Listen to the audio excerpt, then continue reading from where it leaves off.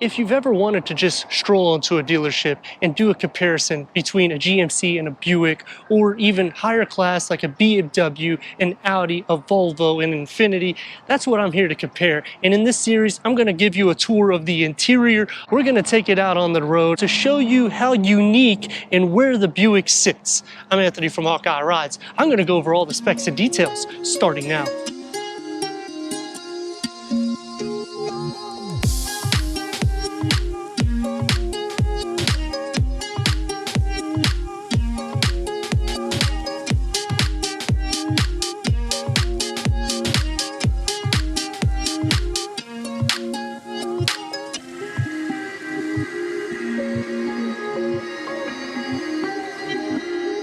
The Buick Envision Avenir stresses with luxury, and when you think of the name Buick, it's going to take you back a little bit into history where it was a luxury brand just slotting underneath Cadillac, and now it's right with the same point as your GMC. They start off with your LED headlamps, daytime runnings that run into the grille with the chrome surrounding the lower bit, not on the top, and then you get the chrome bar that goes into the Buick badging. And the interior of it, I like the pattern that they structure because it has a touch of a honeycomb, and yet it still keeps the class. The refresh was back at 21, brushing into the non-functional side curtain with the chrome surrounding it, and on the lower bit it's going to have a spoiler lip that has the satin aluminum to just give that sporty elegance. The GMC Terrain will not look as sporty as this, it'll look a little bit more rugged. So if you're looking for that luxury touch, you're going to go to the Buick. Compared against the Infiniti, this one is going to sit a little bit lower, where that one sets upwards a little bit, a touch more ground clearance. The Acura RDX will have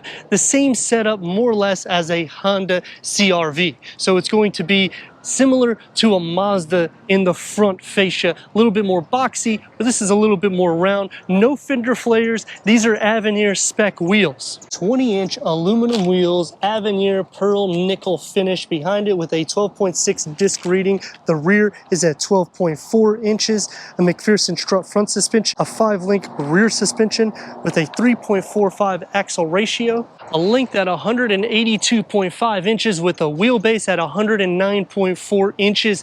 Even this can compare to a BMW and an Audi or Mercedes-Benz. The difference though is not going to have as plush interior components, but the savings is going to be about $10,000 to $15,000. So if you're looking to get your feet wet with a luxury line, this is definitely a step up from Acura, and it's a lot more intuitive than the Infiniti QX50 because of the technology that's implemented. The refresh that was done in 21 made this about an inch shorter than the prior gen, and it's about an inch or two shorter than the GMC Terrain, and that's due to the bumpers.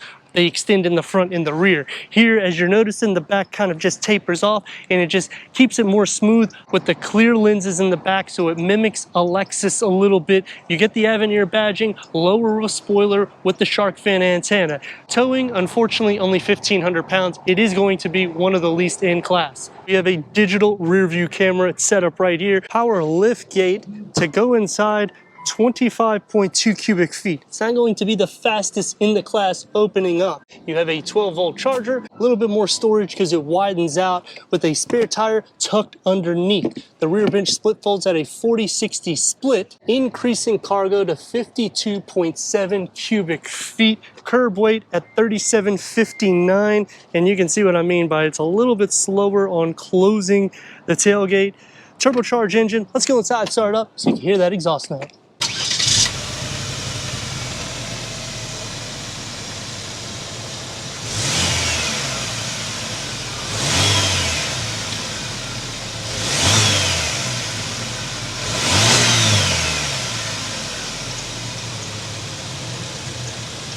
This is a turbo 4-cylinder, so it's not going to have the throaty exhaust note that everybody is looking for performance. And they back the performance with an Ecotec engine, 2.0 liter turbocharged 4-cylinder, producing 228 horsepower and 258 pound-feet of torque. That's paired to a 9-speed automatic transmission, achieving 23 to 31 mpgs. That's good for a 0 to 60 around 7.3 seconds and a top speed around 130 miles per hour. Now, what do these numbers come out to? This is going to be one of the slowest ridiculous variants, but the price savings that you're getting compared to all of the rivals is where it's at, because it can start from anywhere of $2,000 to upward of $15,000 of savings, depending on whether it's an Acura, an Infiniti, going up to a BMW, Mercedes, or Audi. The warranty is 3 years, $36,000, so they've lowered that back in 2019. It used to be a 4-year warranty, which pretty much put it spot on with the rival. So it is something to think about and digest because of everything that you're getting outside. Wait till you see the amenities inside. Let me know in the comments what you think about the 2023 Buick Envision Avenir. As we go inside, go over the tech and take this for our drive. Entering inside the Buick Envision Avenir, which is going to be the top trim level, and you're going to see what you're getting because it's a lot of value. Headroom at 39.6 inches, legroom at 40.4 inches. It is driver focused, and unfortunately we have some deletes, starting with the key fob is one of them. You only get one key fob. Perforated leather appointed seats with the Avenir badging. 8-way power seat adjustment for the passenger and for the driver. Memory for the driver. Heated and ventilated is a delete. The dashboard is sporty and athletic with a heads-up display and working around with your chrome around all of your air vents. And then under here, you're going to have them right underneath that 10.2 infotainment screen that is touch with the navigation. We got the pinch, we got the swipe, click that home button, and you actually have a few button functionalities here and also here for your dual climate control settings. Unfortunately, with the delete, I think they should just remove these little icons because you can't have them. Apple CarPlay, Android Auto, Sirius XM, AM, FM, streaming Bluetooth audio, Wi-Fi hotspot. You could also do your climate control here. Put it back in there, push it into reverse, 360-degree reverse camera, full trajectory all around. Different camera positions, you have a lot of them. And you could just toggle through them here to make it as easy as possible for your reversing. Going into the gloss black and your little grab handle for the passenger side. And you have a little pass-through here, don't really know why, but open up in here and you have a wireless charging pad, USB-C and A port with a 12-volt charger. You have the push and pull for your gears.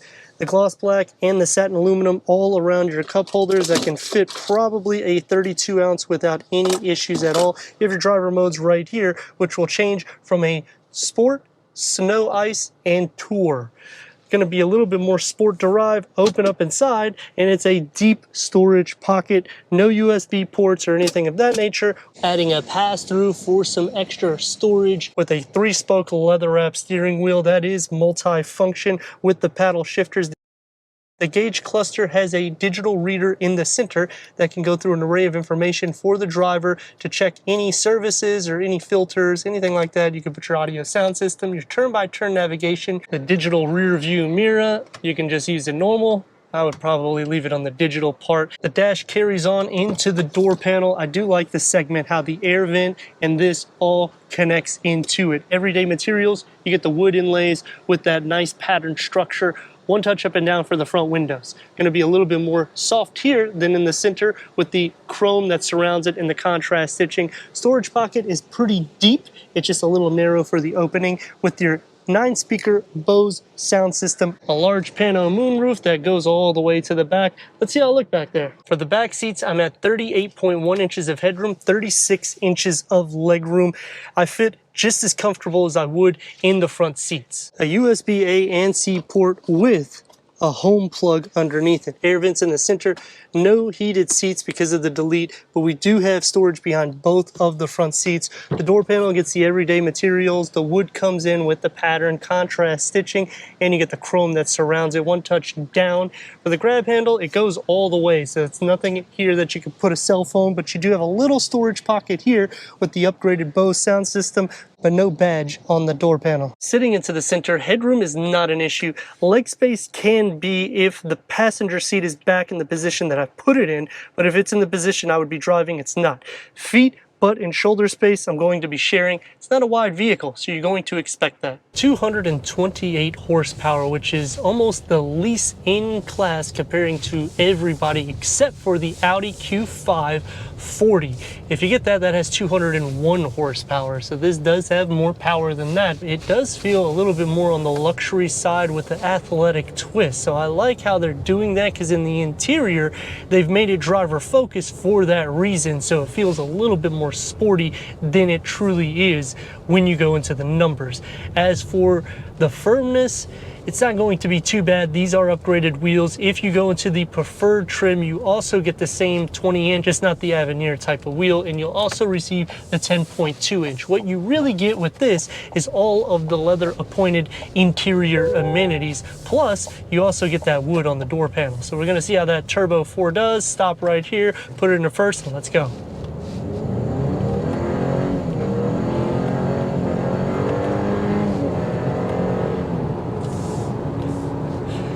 I mean, it's a Turbo 4. It's going to feel like, or even sound like a drone note. The interior noise, it does come into play. It does feel a little bit more of a GMC than a Cadillac, I would say, for the luxury side. And I know this is not a Cadillac.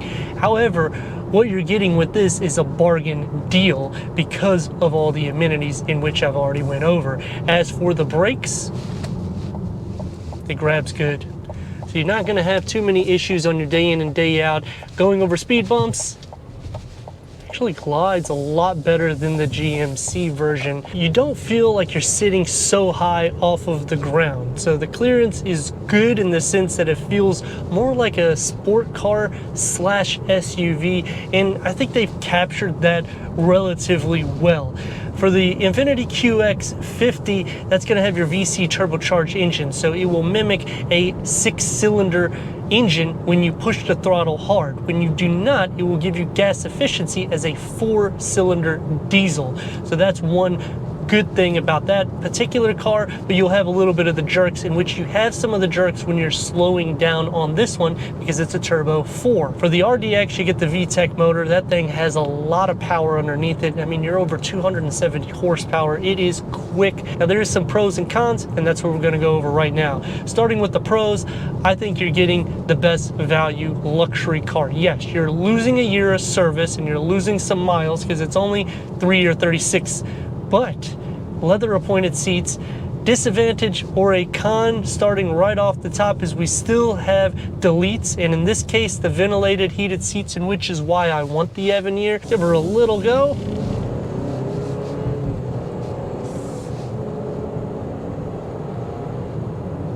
Because this is only one engine option, you will be pushing the throttle or the gas pedal around 2.5 to 3 RPMs everywhere because it's a smaller engine. The car isn't that heavy, but you do have some driving modes. Does it do anything to it? Really, all it does is it tacks up the RPM so that way it engages a little bit quicker for you to get a little bit faster speeds, but you're still at the same 0 to 60 numbers. It's not going to alter anything of that. The second thing that I like about it is how cleaned up it is with the buttons. When they did the refresh to this, the interior was completely different. Night and day. Here, it looks a lot more elegant than it did in the prior gen. The last thing that I like is the way they have done the digital rear view mirror. You actually have more visibility using that than you would your mirror, and in most cases this doesn't happen. 3 cons with the vehicle, you already heard the one with the deletes. The other thing is when you push the seat adjustment, if you push it all the way, you'll start hearing like a click, click, click, click noise. And I understand this is not full luxury, but you're at a luxury price tag, so they got to clean that sound up, especially this turn signal too. It would be nice to have a little bit more elegant tones. Turn radius at a stop point more or less is going to get you about 2 lanes. Let's rock and roll.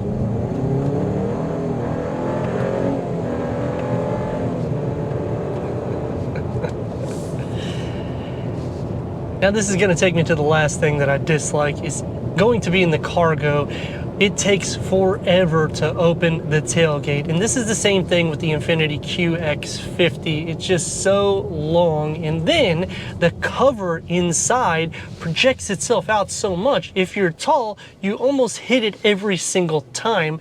It's great that it closes the trunk pretty much 100%. It's tough for us tall people to put anything in when it comes out that much. The nice thing about the Buick is you have a 9-speed automatic transmission. When you go into Infiniti, this is not the case. It will be a CVT. The visibility in the front is good. It keeps that sport heritage, and you feel a little bit closer too, because the way the side view mirrors are pivoted, you actually feel like you're in a sports car almost 100% of the time until you look around and you notice that you're taller than the sport car next to you, because this is an SUV.